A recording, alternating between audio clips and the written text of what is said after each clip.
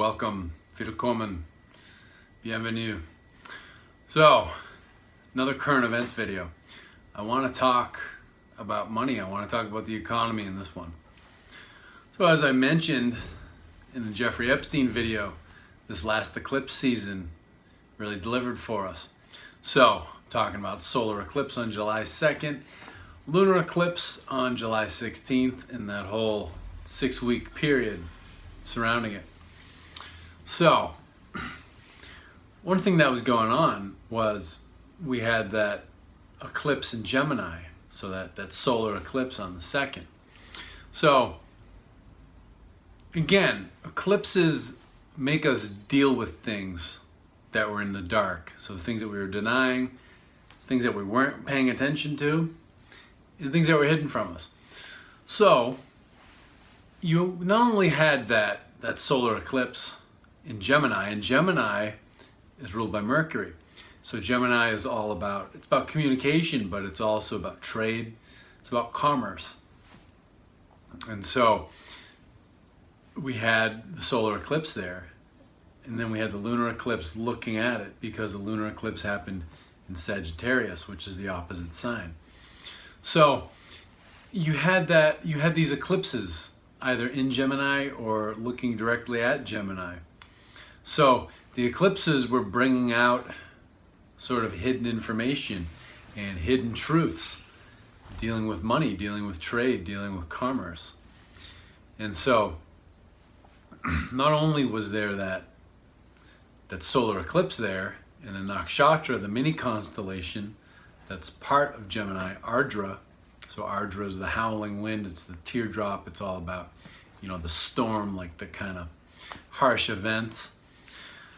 So you not only had that solar eclipse there, but about a month before, back in June, Mars came through the degree, so it came through the 16th degree of Gemini. That's where Ardra is part of that. And the sun eclipsed at that degree where Mars had transited.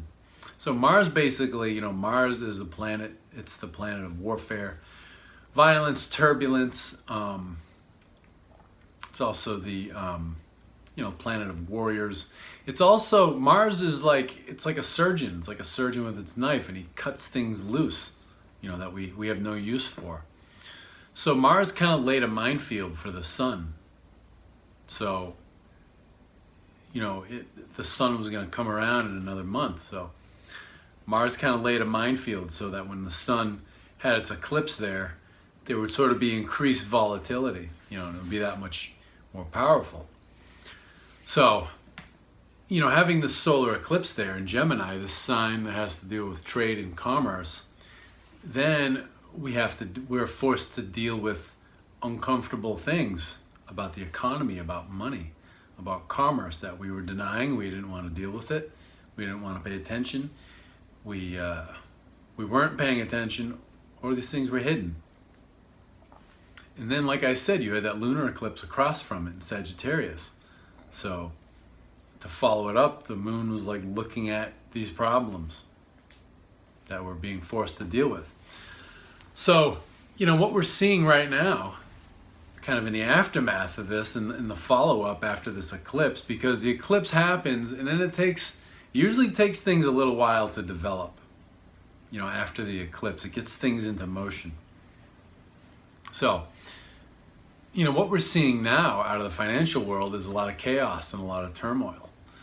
So, this week, in August 2019, there were 2 days this week where the Dow Jones Industrials, the stock market index, dropped 700 plus points in a day, I think. Wednesday the 14th, yesterday, it dropped 800 points, so it was 3%. So, it's a big deal. The stock market really, it's kind of a casino at this point. It's, it's up high. When the stock market was going to go above 20,000 and people had stars and dollar signs in their eyes, and they were like, oh, it's going to go up to 30,000. It's going to be amazing. Not a great thing when the stock market goes up. because what it means is that you can't make any money in the bank, and savings accounts, they pay next to nothing. You might get 1%. CDs, certificates of deposit, where you put the money in, you can't touch it for a given period without paying penalties. I mean, when I got my first bank account when I was a kid, they used to put it up on a board at the bank what you could get for different accounts, and those things you get like over 5% on those. Now, you're lucky if you make 1 or 2%. So, and then treasury bills are a disaster. The 3-month ones earn better than the 2 and the 10-year ones. So, back in the day, people used to retire on their treasury bills, and treasury bill is, you give the Department of Treasury money to work with, and you don't touch it for however many years. So, but at the end of the time, your money appreciates and you get back more than you put in. People used to retire on those, from like the 1950s onward, through the 80s when they were doing really well. So those things aren't doing well, and so people don't know what to do, so they're putting their money in the stock market. So yeah, it keeps inflating it.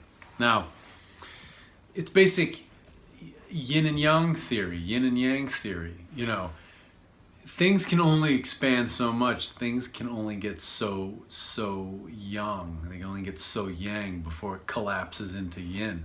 So, the stock market soaring is not a great thing, because it's not gonna stay high for a long time. It's gonna come down, but just basic stuff that's not taught. So that's what's up with that. And in pretty much every major city, you just see all this construction, and there's all these luxury condos being built in every major city. It's like, who the hell's gonna buy these? And people from China are coming with sweatshop money to buy them, and then they just sit empty. So that's another place. People are they're putting money into they're putting money into new construction because they can't make money anywhere else, and they're hoping they can sell whatever the hell they build.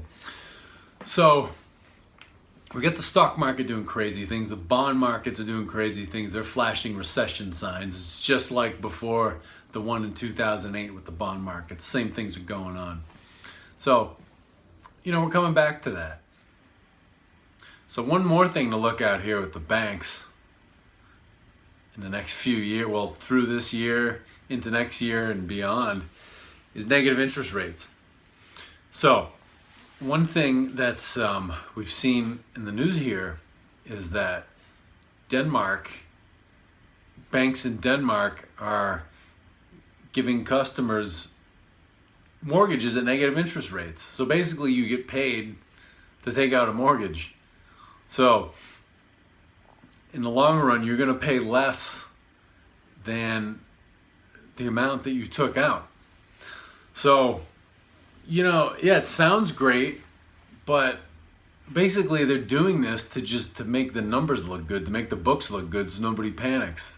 That's what all this is about.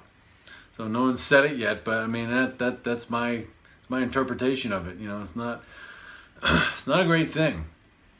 Sounds appealing if you want to buy a house, but it's not a great thing. And there are central banks all over the world whose bonds are negative already. And then Alan Greenspan was also interviewed this week over the phone by Bloomberg, I believe. And he basically said, well, what's the problem with that? He says zero is just a concept. It's just a mental concept that you have a stigma about. And it's like, well, I guess that's all well and good if you have a ton of money, but especially if you're an older person, you own treasury bills, for example, you own US treasury bills, and the interest rate is zero or negative, then you're not going to make any money. You're actually going to lose money that you've saved if the interest rates go negative. And so you're paying for the privilege of depositing your money there. Now, another thing,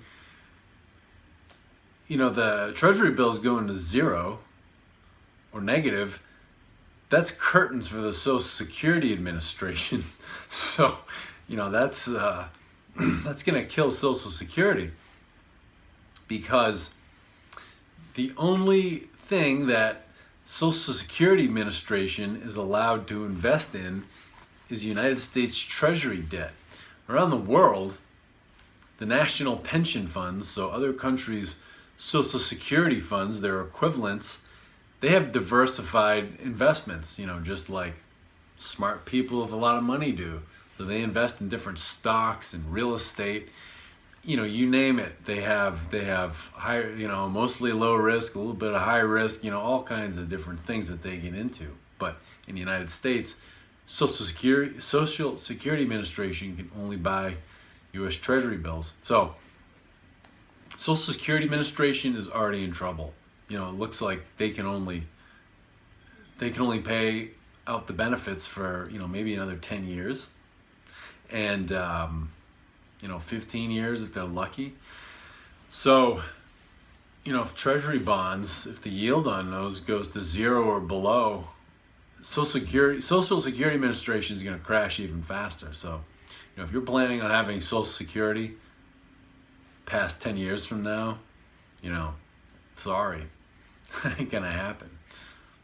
So all this business with negative interest rates, some people have been talking about this for a good 5 years, even more. People like Gerald Celente, the Trends Research Institute, he's been talking about it because years ago, 5 years or more ago, a bunch of different countries put laws on the books saying that they would allow for negative interest rates. I think in North America, Canada did. I don't think the United States has done it yet, because people are going to go pretty apeshit if this happens. But it's in the works. And so basically what we're going to be dealing with banks is we're going to be dealing with a medieval goldsmith all over again, where you have to pay the goldsmith to put your gold in his vault because you're so afraid that you're going to get robbed or something terrible is going to happen to your money.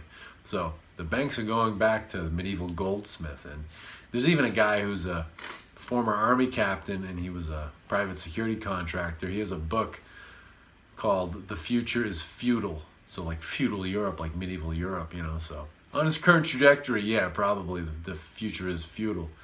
If this trajectory that the world is on is not disrupted. But I think we have disruptions ahead of us. So,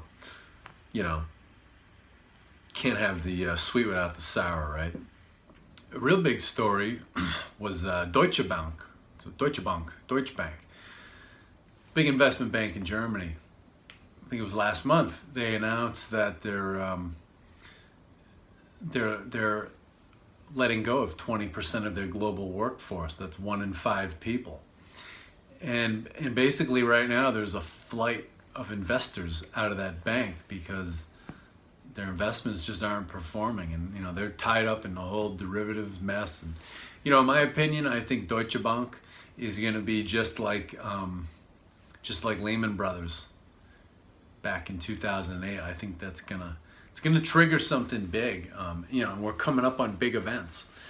We've got another solar eclipse and lunar eclipse coming up. Solar eclipse this time is going to be in Sagittarius. That's the day after Christmas. And then on February the 19th, the astrology is basically identical to 9/11. There's several alignments and placements that are identical to 9/11. So something big's coming up, and whenever we go to war, it's because the economy's not doing well. It has nothing to do with the political reasons. It doesn't really have anything to do with that country, that other country. It has nothing to do with terrorists. It has to do with the economy not doing well, and we gotta go overseas, and we gotta take control of something to make up for the shortfall. It was like even World War II was like this. People think the New Deal was, you ask people the New Deal, and they say, well, the government spent a bunch of money on construction projects and, civil service projects. And okay, if I was your high school history teacher, I'd give you a good grade for that. But now that we're grown-ups, where the hell did the government get that money for the New Deal, right? Well, if you look into it, the New Deal was a sweetheart investment program for private investors who were scared because of the stock market crash. So they wanted a way to make money, but the economy wasn't doing well. There weren't ways to make money. So the government, the government in cooperation with the big banks, they came up with these programs, the New Deal, and the government said, we'll guarantee you at least this much return on your money if you give us money to spend to do things to put the people at ease. So the government got these loans from private banks, from private individuals, private fortunes, foundations, that whole business. And it got the people busy and it raised the people's morale, but all of a sudden the government was like, holy shit, how are we going to pay these people back? So then, we had to go to war. And the ironic thing was, Hitler beat Roosevelt to the punch. So the whole idea for the New Deal came from what was going on in Nazi Germany, because, the Western world, from 1933, through, I'd say, about 1937, 38, the Western world was praising Hitler for his social programs, because they came up with the whole idea of an environmental protection agency. They had food assistance, like food stamps, like EBT. They pioneered that. They pioneered fuel assistance to subsidize people's heating fuel, so they didn't freeze in the winter. And they did things like animal rights laws, and it's like one thing after another. They actually pioneered that in Nazi Germany, and then the rest of the Western world adopted it after the world. So, point is, Hitler did a New Deal before Roosevelt did, so it was kind of a copycat. Not saying it's a bad or an evil thing, but when you just look at the origins of it, both countries, you're talking about the U.S. back in the 30s or Nazi Germany, they were both in a depression, and so the government got with private banks and private money and said, hey, give us some money to do some civil projects, to get the people out of this rut. So they did it, but war was inevitable because both governments were just on the hook for so much money. And the multinational corporations, the banks, all that stuff, they're the real government. The government that we vote for, it's a puppet theater. It makes us feel like we have some power. But that government is controlled by the multinationals. So that's who really runs things. It's like, whether that's good or evil, it's like I'm not going to debate that here. But it's just how it works. So anyway, in the 1930s, war became inevitable. So that's a thing that had to happen. So right now, when you hear about Green New Deals, that's just a fact of life, is that the Green New Deal is not the government spending money it has to put the country on green technology. It's what it is the government is going to get loans from hedge funds, from banks, from massively wealthy private individuals, and those people are going to expect to make money on those loans. So when I look ahead in the astrology, I see a war coming up around 2025. So, so getting back to the point, is this solar eclipse in Gemini, in Ardra, this nakshatra of, tragic events, the storm winds, the teardrop, is making us deal with this financial and this economic reality, and since Mars set that landmine for the sun, it's like, maybe there's this tone of warfare sewn into these financial matters, and these things take a long time to develop sometime. So, the whole point here is that a lot of big banks are in trouble, the bond markets are in trouble, and things are not as great as they appear. A lot of retailers are in serious trouble. I think Macy's, their profits are down 48%. And the list just goes on and on. Sears recently closed many, many locations. Sears is kind of teetering on the brink. And, a lot of different things. It's funny, Tesla's been in trouble. Like 2 Tesla cars have exploded this week.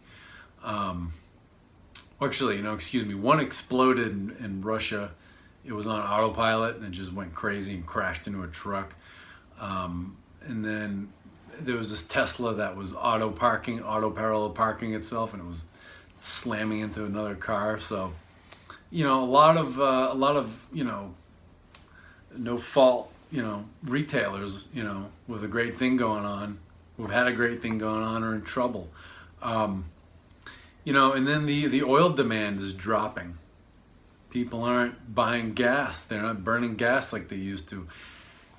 There's a lot of data coming out. People aren't going on vacation like they used to because they can't afford it. So, things are not as hunky-dory as, we'd like to believe. You look at the news and, and a lot of news stories start with, the first line will be, with the economy doing so well. There was one about, the U.S. Army is looking at trying to recruit 16-year-olds. And the first line of the article said, with a booming, bustling economy, the military can't fill its ranks. And it's like, what booming, bustling economy? Like, you're going to go work in an Amazon distribution center? You're going to work a fast food job? It's like, there's not a lot of jobs out there, The savvy money, the advice from the savvy money people for a long time has been, you're a college grad, you want a degree, move to Shanghai. Well, now even that is not what it used to be, because you get this whole trade war thing going on, and in the U.S. here, the news is that the Chinese are devaluing their currency as a retaliation for the tariffs, and they're trying to hurt us, and it's like, well, there's more to it than that. China has a bunch of economic bubbles popping, and this has been on the horizon for a long time. The Chinese have had this coming to them. They've been, they've sort of been, as a country, they've been living beyond their means, and they're hooked on lifestyle. They're having an American dream of their own. The Chinese are getting high on, buying European cars and filling their house with expensive crap and buying multiple houses and, and polluting their air and their rivers and, and putting people through like slave labor to do it, So it's like, they're kind of where we were during the Industrial Revolution and kind of where we were during the 1960s, when you could set the rivers here in the United States on fire. So, they have their bubbles popping because they've been money junkies and they've been lifestyle junkies just like we've been. So, China's not devaluing their currency to hurt us because it hurts them, because they have to buy all their oil in US dollars, and the reason why America has been so prosperous for the last 65 years is because we've had a gun to the world's head, because the Bretton Woods Agreement in 1944 said that all oil in the world had to be sold in US dollars. So whenever a country threatens this, they get taken down. That's why Gaddafi got taken down by the United States, and the intelligence community, the Clinton State Department, during the Obama administration. That's why during the Bush administration, Saddam got taken down. It's not about how evil or negative these people are. It's about money. So it's about the multinationals who are the real government not making the money that they feel like they deserve to make. So simple as that. So China has to buy all their oil in US dollars, and they're not going to weaken their currency so that they have to spend more yuan to get a single dollar. Like, it doesn't make any sense. And so really with China, with all this, these currency wars, these trade wars, the tariffs, basically what's going on here is that, both countries, both the United States and China, United States and its allies sort of versus China, want all the same resources. So in this whole thing in Iran, that's really what it's about. The whole Iran thing, nothing new is going on there, but China is building oil terminals. They're investing in building oil terminals in Iran. The United States doesn't like this because the multinationals that run the United States want to use the intelligence community and the military to overthrow that government so they can steal all that oil in Iran. Oil in every country should be the property of the people. That's why Norway has all kinds of money to do all kinds of welfare state stuff, because they have an actual income, unlike pretty much every other country. So they want to steal that oil in Iran. They're not letting that happen. And the way to get put on the list of the axis of evil, so like Iran, North Korea, Sudan, Libya at the time,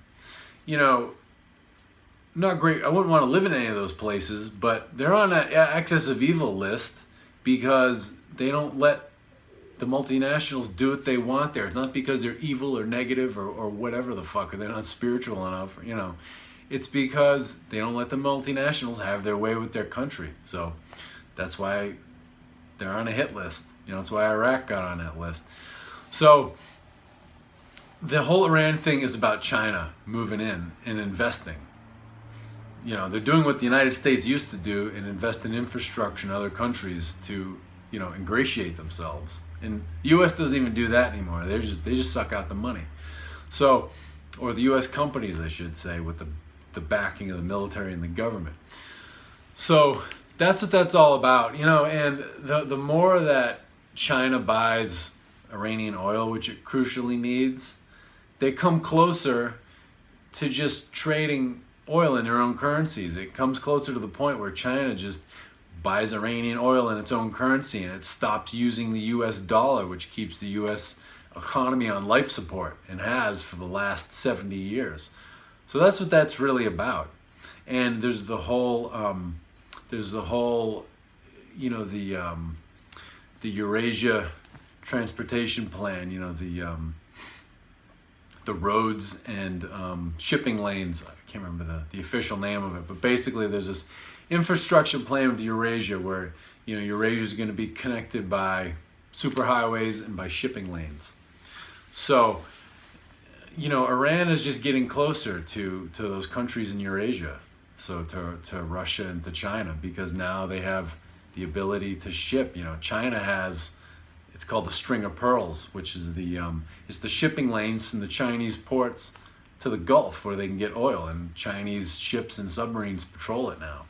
So now that China has, they have a world-class maritime, shipping fleet, they're getting closer to Iran, and the control freaks here in America and, in the city of London don't like that. So it has nothing to do, war with Iran has nothing to do with liberating Iranian people. It's about what multinationals can steal in Iran. So that's what all this with China is all about. And, the thing is too is, basically people feel like there's not enough room for, a powerful China and a powerful United States, because the United States, because of self-righteousness of the leaders and the people, will only tolerate, this one superpower in the world, and that's totally unrealistic and unsustainable, because the world is getting sick of our bullshit, it's getting sick of the bullshit of the United States, and it doesn't want to, get behind us because why? There's really no good reason why. We're so enlightened. I doubt it. So, look forward to that. If some war does come about in the future, well, that's what it's about. So there you go. So there's a lot more to it. So, a lot of economies are in trouble right now. I think it was even HSBC that's kind of another Deutsche Bank. They're firing something like, it's only like 2% of their workforce, but they're in a lot of trouble. And then both of these banks too have a history of getting involved in money laundering. So there's probably some karma coming due here. So a lot of interesting things in the financial, the economic realm here. So, and then Bank of America is saying there's like a 1 in 3 chance of a recession in the next 12 months. And they're very cautious about what they put out into the news when they use the R word, the recession word. So, I think that's more like a 4 in 5 chance. of one in the next 6 months to 12 months. I think they're being a little, they're being cautious of what they tell people. So, and then another thing too was the IRS is talking about suspending passports and not renewing passports for people who owe, I think, more than $49,000 in back taxes. So every government, every bank, every company around the world is hurting for money. So the Eclipse is making us deal with this. So that July eclipse season is making us deal with this. So I can go on and on. I'm going to stop here. Thanks for tuning in. If you like this video, give it a like. Give my channel a I'm tongue-tied. Give my channel a subscribe. My website is thecosmicalchemist.com. You can book a Vedic astrology reading with me to see how the current astrology affects you, how it ties into the current events for your specific chart. I do rune readings, and I have some videos for sale for download. Check it out. I'll talk to you later. Have a good one.